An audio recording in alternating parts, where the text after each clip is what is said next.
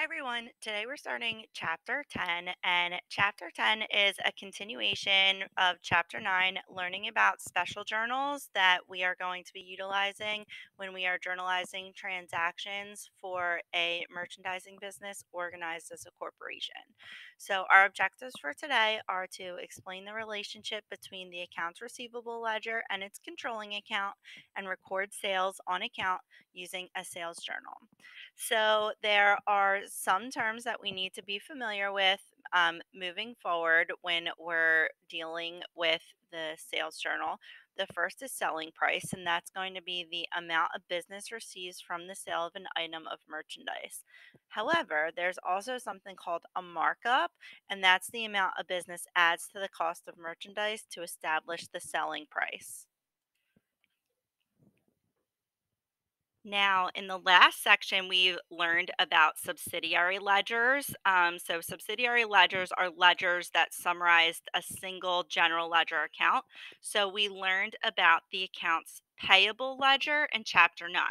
In chapter 10, we're learning about the accounts receivable ledger, and that's a subsidiary ledger containing all accounts for charge customers. So, all of your customers are going to be in the accounts receivable ledger. So here's just an example of all of your different customers. This is like the schedule of accounts receivable, and then the total is going to be the total amount that is in accounts receivable in the general ledger. So this is a look at the ledger form. It has the same column headings. It has the account name, the account number, the date, the balance, a check mark, and then the account balance. And then notice on the regular general ledger form, it has two balance columns, debit and credit. But all of the balances are going to be debit balances for the subsidiary ledger. So there's only one column. A couple of more terms we need to be familiar with. First of all, sales tax is something that we are going to have to keep track of, and that is a tax on a sale of merchandise or services.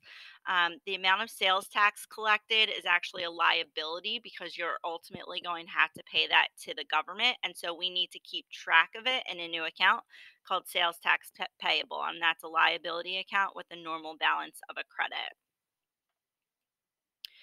The sales journal is the next special journal that we're going to be learning about. This is a fairly simple journal to use. It's going to be specifically for sales of merchandise on account. And so, all sale on account transactions, so sales for which cash will be received at a later date, will be recorded in the sales journal. The sales invoice is going to be our source document. There are a couple of different parts. Sorry, I'm going to go back so you can see, or I'm going to try to go back. Can't go back. All right. So the sales invoice is going to have all the terms that are on there. And so we can utilize that in order to properly journalize the transaction. However, for us, the transactions are going to be summed up in the working paper. So here's an example. November 4th, sold merchandise on account to Wells Apartments for $454.50.